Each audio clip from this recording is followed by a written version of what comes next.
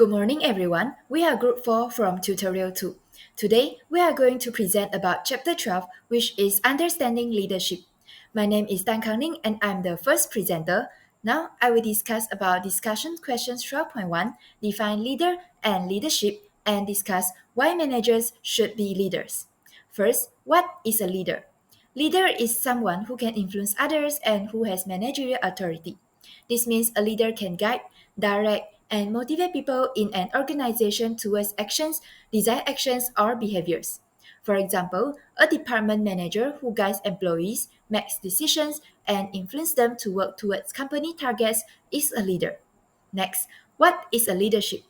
Leadership is what leaders do, that is, the process of leading a group and influencing that group to achieve its goals. It is not just a position, but an ongoing process of influence and guidance. For example, when the manager motivates the team, gives clear instructions, and encourages cooperation so that the department meets its monthly sales target is actually leadership. Now, let's move on to the reasons why managers should become a leader. First reason is the leading is a core management function. Leading is one of the four management functions, so managers are expected to lead their employees by providing direction, guidance, and support in their work to achieve the organizational goals. Next reason is managers need to influence their employees. Managers must shape their employees' attitudes and behaviors to ensure the work is done effectively. Leadership allows managers to motivate, guide, and direct employees to work willingly toward organizational goals rather than just following their leaders' instructions.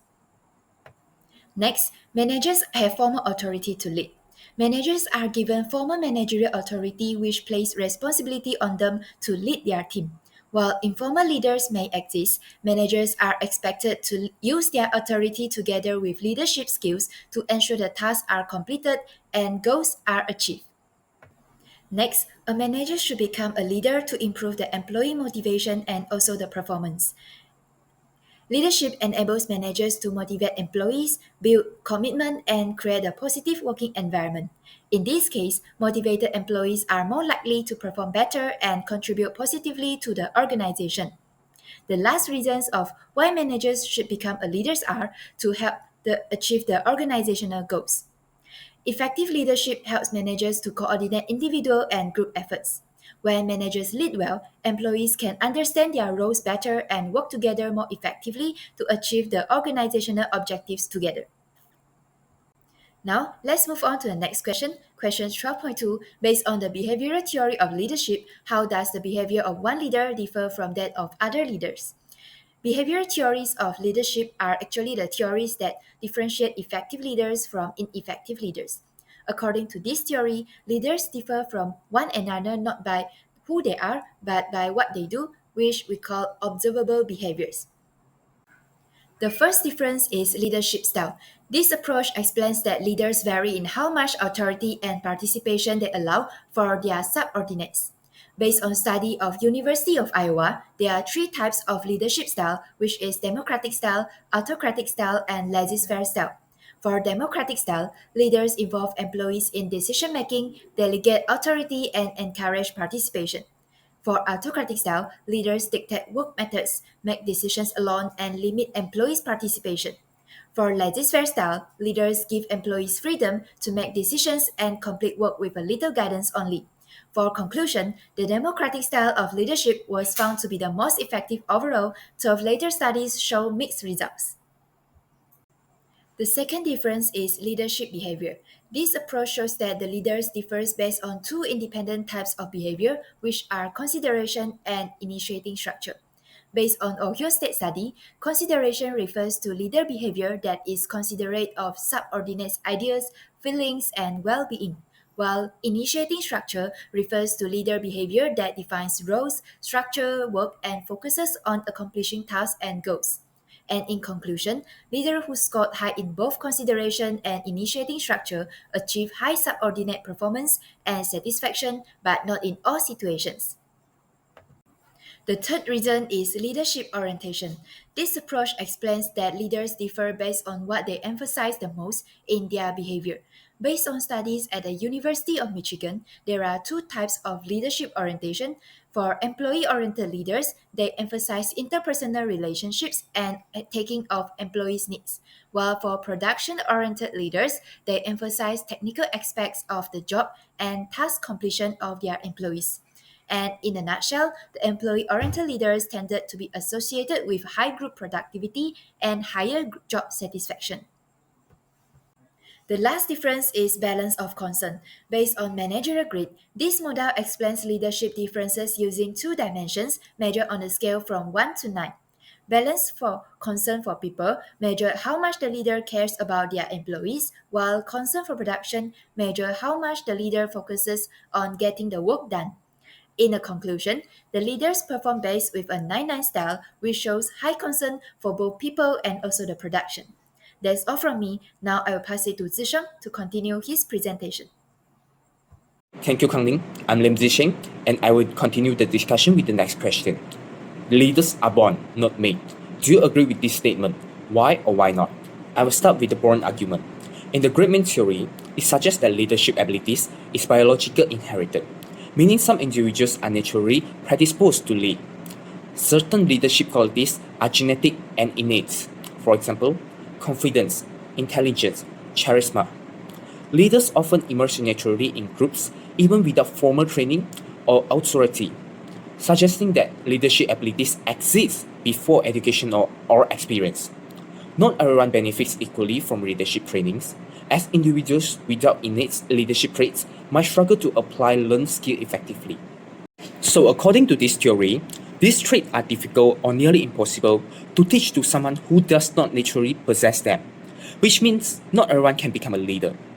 As a result, some people are viewed as naturally suited for leadership, while others, lacking these innate qualities, may struggle to lead effectively despite training or experience. Therefore, the great man theory concludes that leadership is limited to those who are born with natural leadership qualities rather than something that everyone can develop. Next, for the made argument. The modern management research demonstrates that leadership is a set of learnable skills, including effective communication and strategic analysis.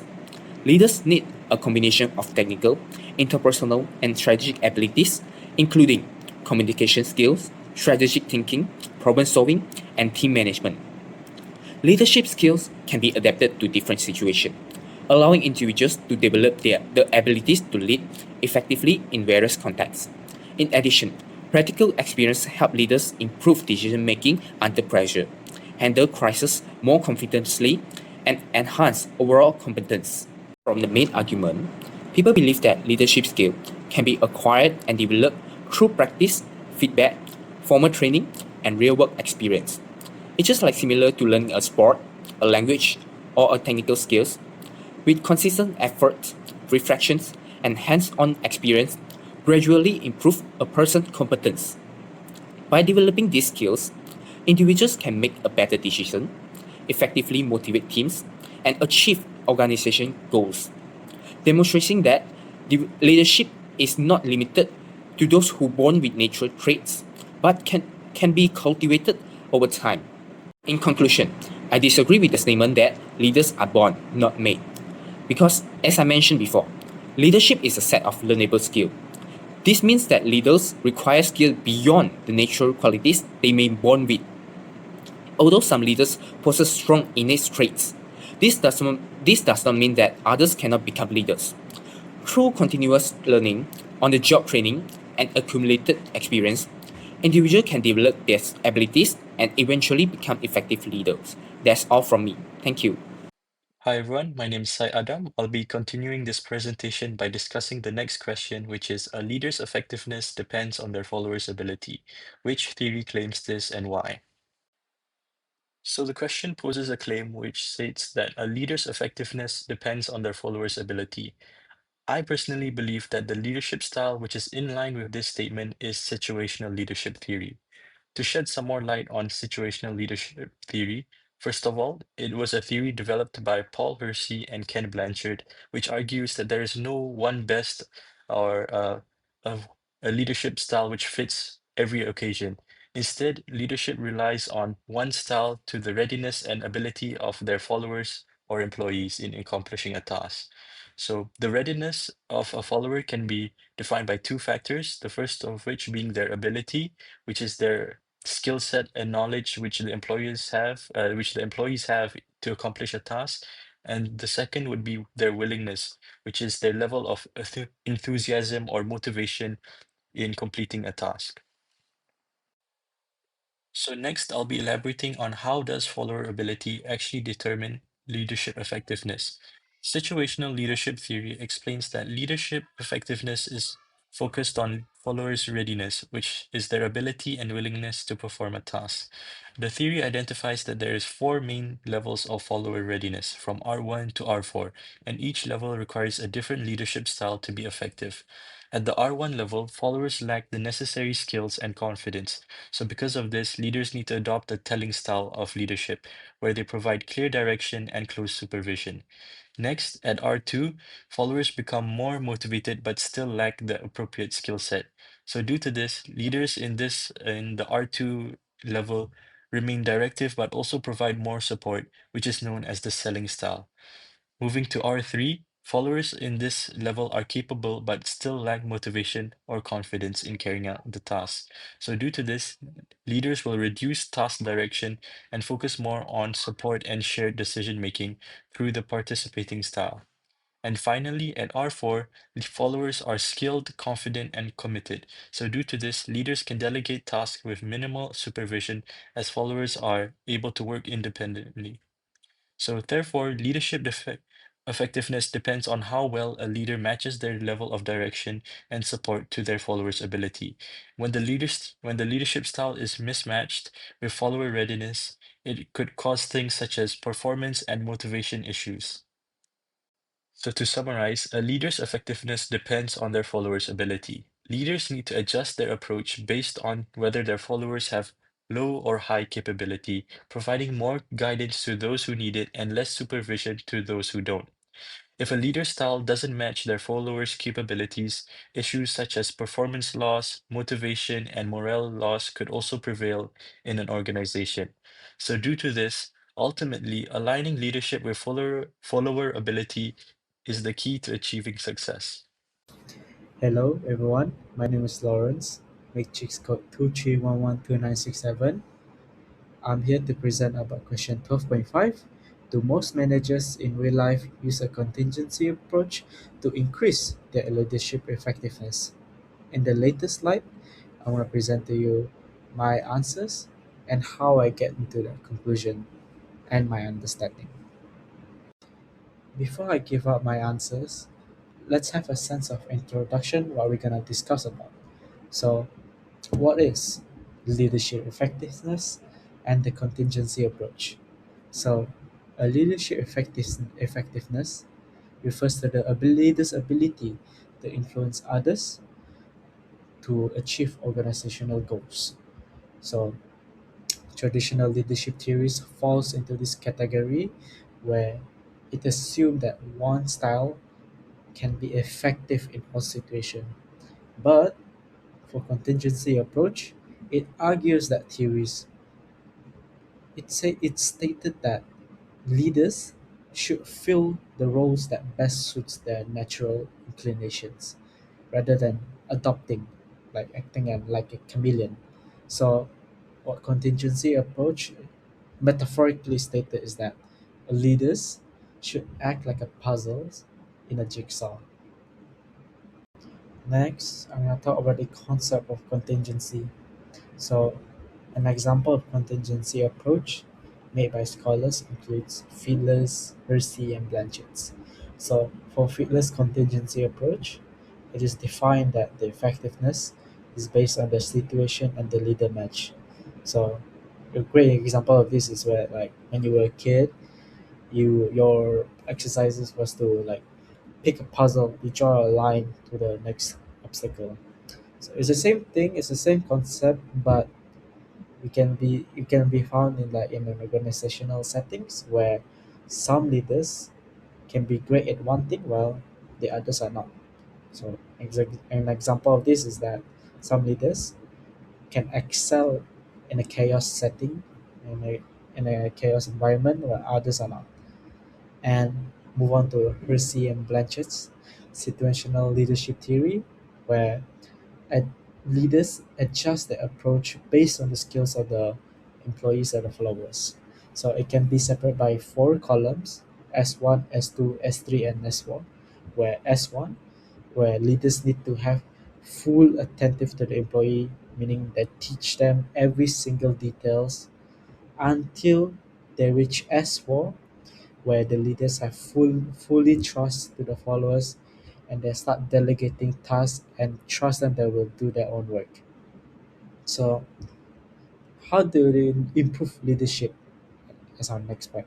So it depends on factors really. So that's the leader's characteristic, whether he is charismatic, full loyal, and have a sense of integrity. And second one is follower factors, where includes motivation, experience of the employee, and the competence to achieve the organizational goals. And thirdly is the situational variables. So, for example, this is whether the task is complex. So you might need to have a high skilled employee to do it, or the culture environment of the office, whether it is innovative, risk taking, or just chill.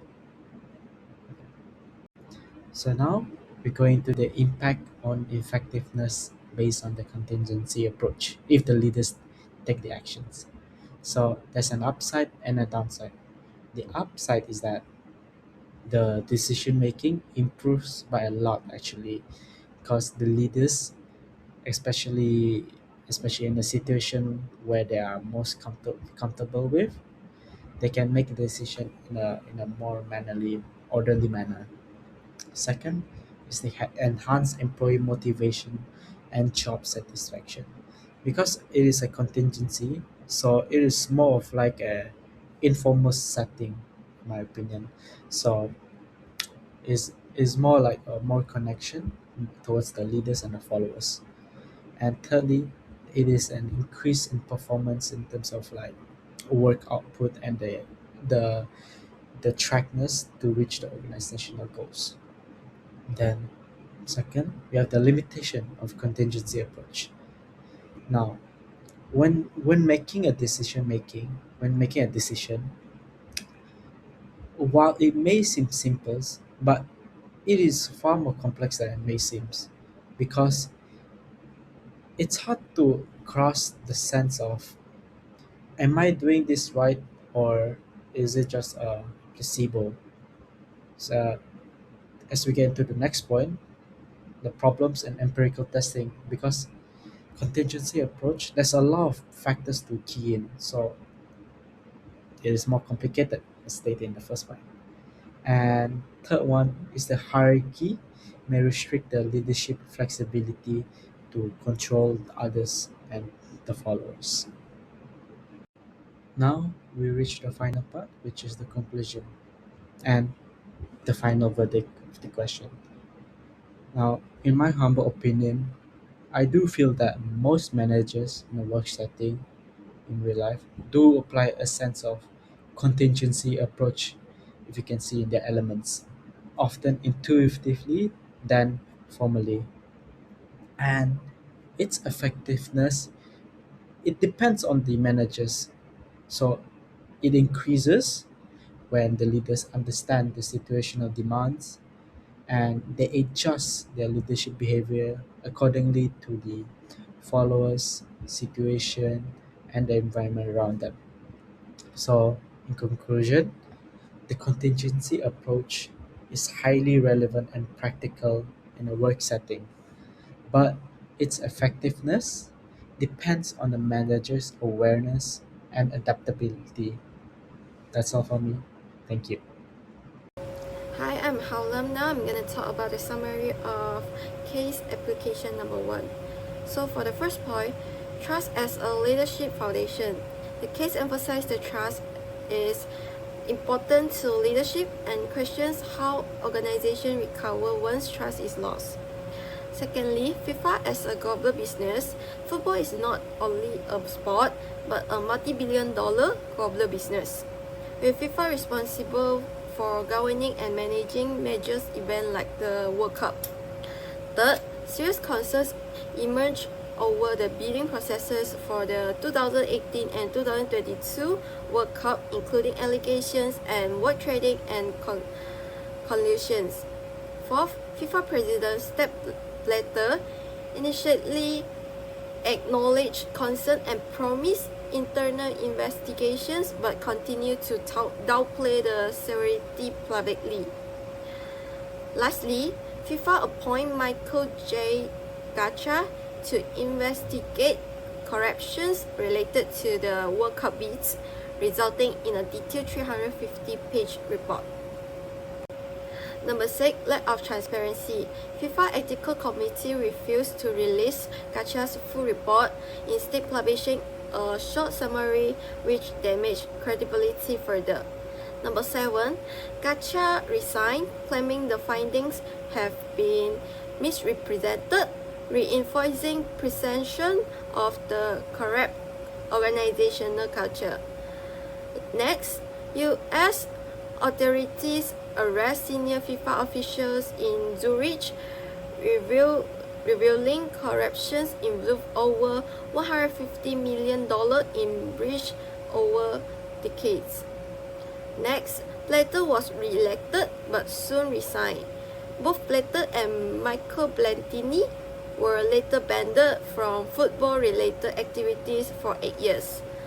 Last but not least, in 2016, Gianni Infantino became FIFA president and introduced reforms focused on accountability, transparency, and rebuilding trust. So for the next questions, what does the number of senior FIFA executives being investigated say about the culture at FIFA? Corruption was systematic rather than isolated, a culture where unethical behavior had become normalized, tolerated, or even indirectly encouraged at the highest level of leadership. So for the key implication about the FIFA culture is lack of accountability, weak ethical standard, power concentrations, and fear of silence.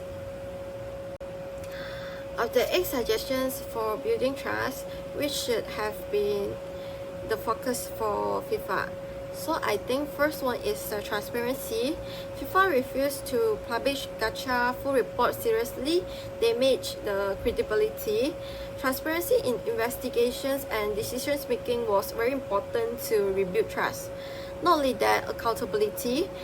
Senior officials were rarely punished until external ordinary intervenes. Clear consequence for an unethical behavior should have been enforced internally. Next, open communications. Misrepresenting or summarizing Gacha's findings instead of releasing them creates suspicions. Honest communication with stakeholders was needed. Last but not least, consistency. FIFA's actions did not align with its stated commitment to ethics. Promise of reform were not matched by ethic behavior. Now, question 12-13. What does the class say about Blatter's style of leadership? Well, for me personally, I believe his style of leadership can be described as defensive, dismissive, self-serving, and authoritarian and political. Now, this is because rather than confronting corruption directly, Blatter repeatedly downplayed allegations and treated them as minor issues or external attacks. His leadership focused on protecting FIFA's image and his own position, as he focused on maintaining power and influence, downplaying scandals, and controlling information.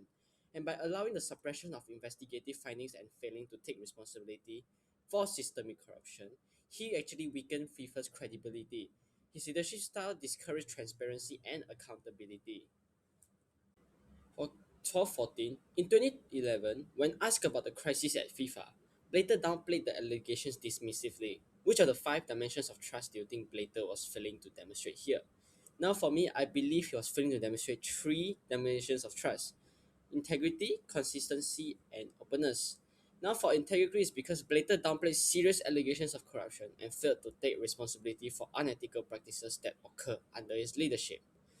Secondly, consistency, while Blatter publicly claimed that FIFA was committed to transparency and reformation, his actions did not align with these statements. The refusal to release the full Garcia report contradicted his earlier promises to investigate corruption, showing inconsistency between words and actions.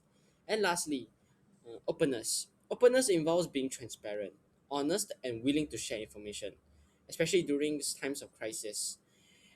However, Blatter's dismissive attitude towards allegations and FIFA's decision to withhold full investigation findings created suspicion and eroded stakeholders' trust. These failures made his leadership untrustworthy and contributed directly to FIFA's crisis.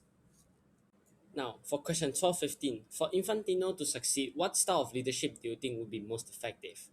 Well, for me, it would be transformational and ethical leadership style. Now, firstly, because transformational leadership is essential because FIFA required major organizational change rather than minor adjustments. Transformational leaders inspire followers by creating a compelling vision for the future and motivating stakeholders to commit to that vision. Second, ethical leadership. Because it is crucial in restoring trust, FIFA's credibility was damaged primarily due to ethical failures at the top. Infantino needed to lead by example, demonstrating honesty, moral courage, and zero tolerance for corruption. This includes enforcing strict ethical standards, strengthening compliance systems, and ensuring that violations are met with real consequences regardless of an individual's power or position. Next, a participative leadership style would enhance decision making and accountability. Under previous leadership, power was highly centralized, which allowed unethical practices to go by unchecked.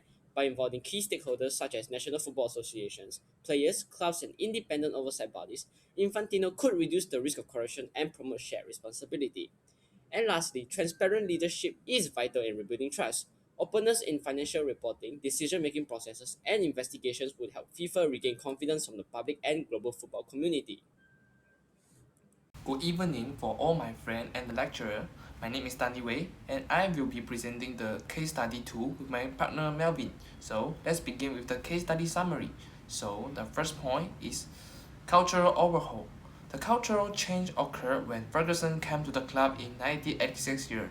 Ferguson immediately changed the culture of the club by addressing all of the negative issues associated with the drinking culture of players and staff alike, while at the same time, he also implementing a rigid and unrelenting work ethic and creating a culture of pride and professionalism with all employers, like player and staff.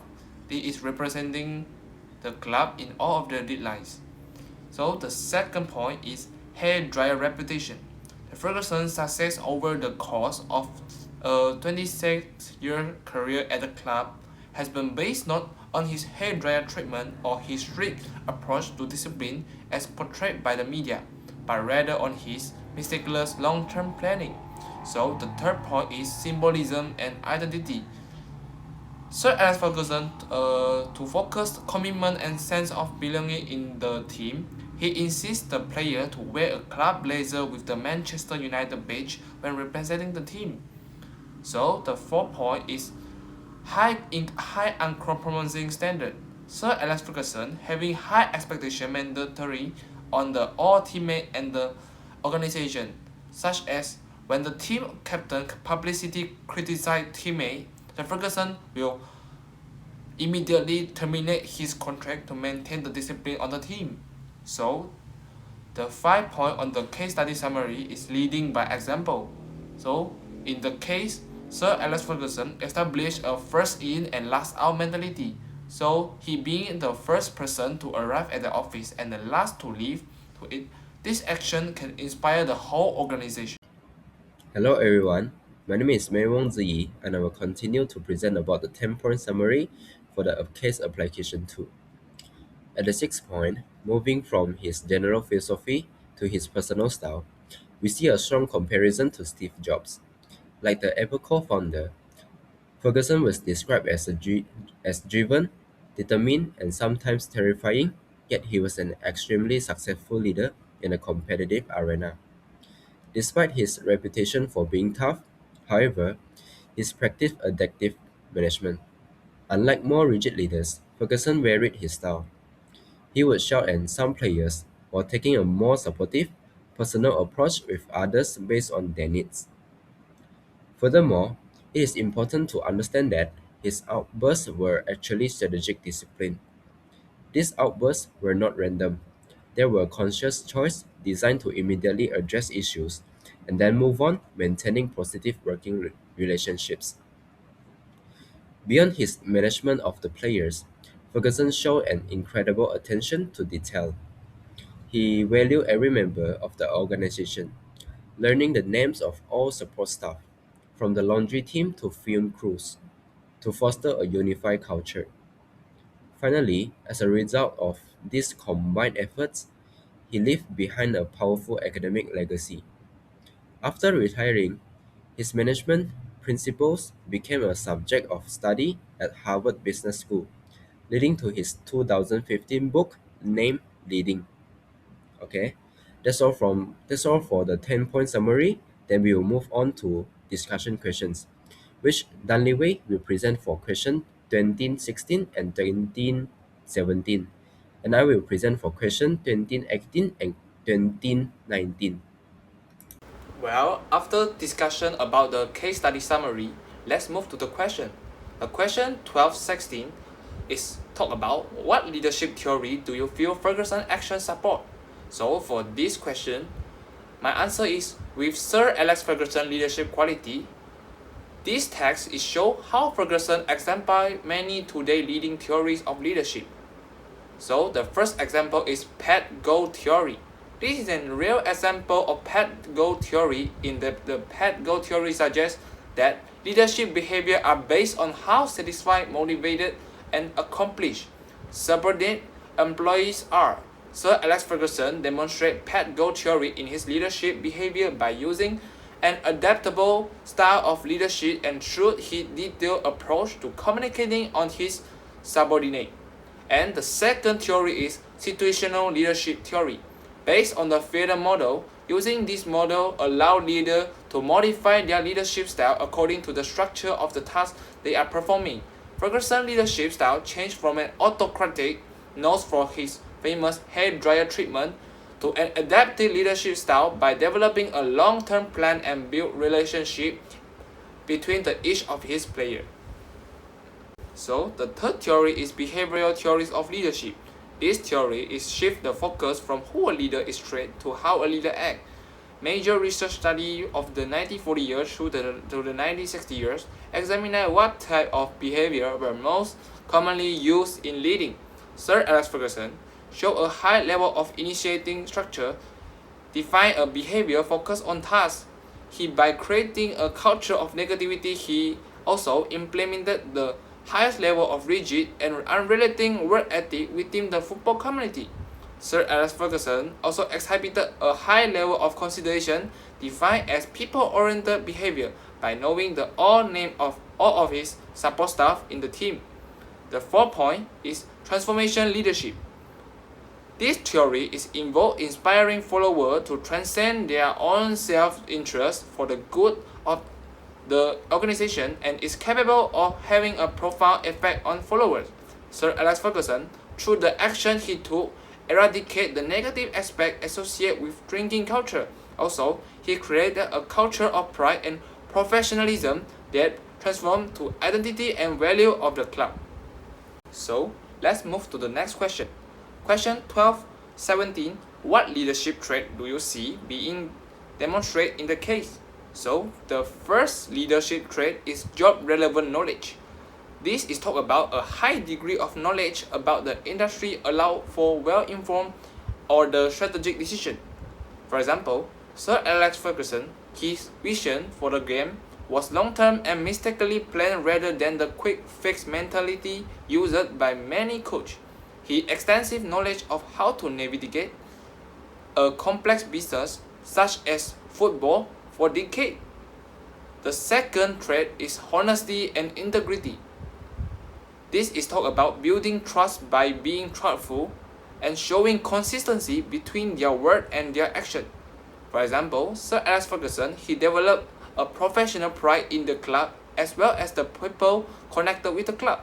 This was to be an expectation for every club employee to do business with the club with the utmost integrity at all times. So, the third trait is desire to lead. This trait is talk about a strong willingness to influence others, lead, and take on the responsibility of the organization. For example, the Sir Alex Ferguson, as soon as he's come to the club in 1986 years, he began to create a new culture for the club through his commitment to change the way the player and the coach son, even though the management behaved. He faced the difficult task of overcoming the entrance negative issue surrounding the drinking culture. The last trait is extraversion. This talk about the leader are typically energetic, lively, sociable, and acceptive people who are engaged with others, such as the Sir Alex Ferguson moved beyond player management to recognize that there were many other employees in the organization besides athletes. He made a consequential effort to learn the name of each member of the team support staff to create a sense of team among all of the people associated with the club. For question 2018, to what degree has emotional intelligence played a part in Alex Ferguson's success? Emotional intelligence played a significant role in Alex Ferguson's success. He demonstrates strong self-awareness by clearly understanding his own leadership strengths and limitations. He knew that his intense personality could be intimidating, but he used it deliberately rather than unintentionally. This awareness allowed him to choose when strong confrontation was needed and when it would be counterproductive. Ferguson also showed empathy and social awareness by valuing not only players but also support staff, learning their names and engaging with them respectfully. Additionally, his skills in addressing disciplinary issues immediately and then moving on helped maintain positive working relationships. Ferguson also managed his relationship by shouting at one player while being gentle with another, showing he could read individual personalities and provide the specific type of motivation each person required to perform their best. This behavior reflects high emotional intelligence, which contributed greatly to sustained performance and loyalty within the organization. For question 2019, what do you see as the possible problems of varying the leadership approach with different players? The major issue is the perception of favoritism. When players are treated differently, some team members may assume that certain players are being favored. This perception can reduce trust in leadership and damage team morale, even if the approach is justified. Another problem is inconsistency in expectations. Varying leadership Varying leadership styles may lead players to believe that rules or standards are flexible. Without clear communication, this can weaken discipline and create uncertainty about what behaviors are acceptable. There is also an issue of a reduced sense of fairness. Fairness is often judged by equal treatment rather than equal outcomes. Players may feel unfairly criticized or punished compared to others, which can reduce motivation and commitment.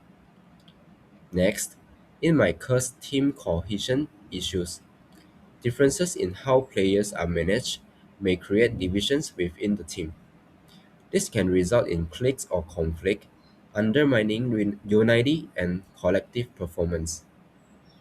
Finally, it might also cause difficulty in managing new or younger players. Inexperienced players may struggle to understand why leadership varies. Without clear guidance, they may feel insecure and confused, affecting confidence and development.